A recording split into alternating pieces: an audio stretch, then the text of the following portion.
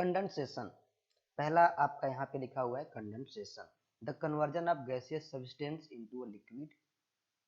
Gaseous substance का liquid में convert होना ही क्या कहलाता है? कंडेंसेशन कहलाता है। This can be carried out by cooling, और ये प्रोसेस कब होता है? जब गैस को ठंडा किया जाता है बिलो द पर्टिकुलर टेम्परेचर। एक पर्टिकुलर टेम्परेचर के दौरान या पर्टिकुलर टेम्परेचर से गैस को ठंडा करेंगे तो गैस किस में कन्वर्ट हो जाएगी? लिक्विड में कन्वर्ट हो जाएगी।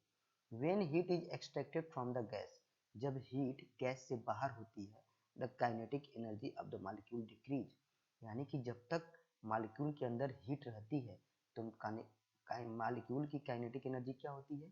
ज़्यादा रहती है। और जैसे ही मॉलिक्यूल से काइनेटिक एनर्जी को, हीट को हम लोग क्या करते हैं? बाहर करते हैं, तो मॉलिक्यूल की काइनेटिक एनर्जी कम होती है। यानी कि जो काइनेटिक एनर्जी है मॉलिक्यूल की वो किस पे डिपेंड करती है? हीट पे, जो मॉलिक्यूल ऑब्जर्व किया है।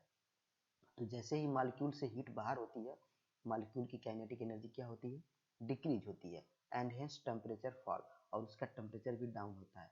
When the sufficiently low temperature is reached, जब पर्याप्त मात्रा में टेम्परेचर पहुंच जाता है, यानी कि जिस टेम्परेचर पे आपका जो गैस है लिक्विड में कन्वर्ट हो जाए, तो फर्दर एक्सट्रैक्शन, तब भी हीट बाहर निकलती है।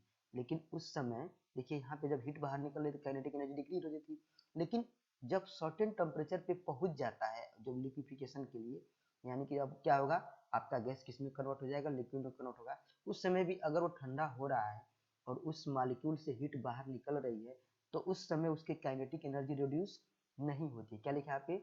Does not reduce kinetic energy. उस समय काइनेटिक एनर्जी रिड्यूस नहीं होती है। तो जब काइनेटिक एनर्जी रिड्यूस नहीं होती है तो होता क्या है?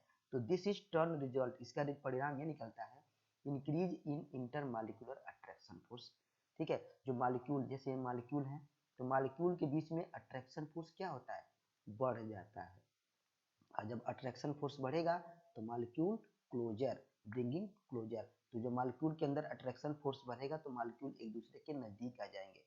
At this point the gas passes into the liquid state, और उसी पॉइंट पे जो गैस होता है लिक्विड में कन्वर्ट हो जाता है। The conversion of the gaseous up to the liquid state can be brought about by the application of the pressure। ये लिखा है, देखिए जो कन्वर्जन हो रहा है यहाँ पे गैस का लिक्विड स्टेट में जो कन्वर्जन हो रहा है ये प्रेशर के द्वारा भी हो सकता है। The gases have cooled below, जब गैस को एक सर्टेन टेम्परेचर के थ्रू आप क्या करेंगे? सर्टेन टेम्परेचर के बिलो जब आप ठंडा करेंगे, and then subjected to application high pressure, और उस ठंडा करने के पीछे किसका क्या रीजन रहेगा? हाई प्रेशर, यानी कि हाई प्रेशर के दौरान, हाई प्रेशर के जरिए आप किसी गैस को एक सर्टेन टेम्परेचर के नीचे क्या करेंगे? ठंडा करेंगे। तो this entire process is called liquefaction.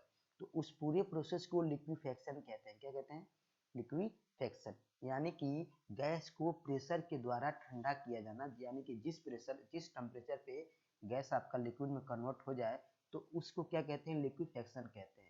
Every gas require a certain minimum temperature, जितनी भी गैस के पार्टिकल्स होते हैं सबका अपना एक मिनिमम टेम्परेचर होता है जिसपे वो लिक्विड में कन्वर्ट हो जाए। ठीक है, that means above that the minimum temperature for passing into the liquid state, जैसे बोला है कि देखिए मिनिमम टेम्परेचर हो जाएगा तो क्या हो जाएगा? कोई भी गैस लिक्विड में कन्वर्ट हो जाएगा। दैट मीन्स अगर देखिए, अगर क्या होगा, जो टेम्परेचर, जितना टेम्परेचर पे उसको लिक्विड में कन्वर्ट होना होता है, अगर थोड़ा सा भी उससे क्या होगा? मोर होगा, ज़्यादा टेम्परेचर होगा, तो आप जितना चाहे प्रेशर लगा लीजिए वो लिक्विड और वो गैस लिक्विड में कन्वर्ट नहीं होगा। ठीक है, this temperature above the which the can not be liquefied, अगर टेम्परेचर क्या है? इबव है, ज़्यादा है, तो gas can not be liquefied, तो गैस लिक्विड में कन्वर्ट नहीं होगी। Irrespective of the how much high pressure is applied, आप चाहे जितना भी हाई प्रेशर लगा लीजिए, इज कॉल्ड क्रिटिकल टेम्परेचर, और उस टेम्परेचर को क्या कहते हैं?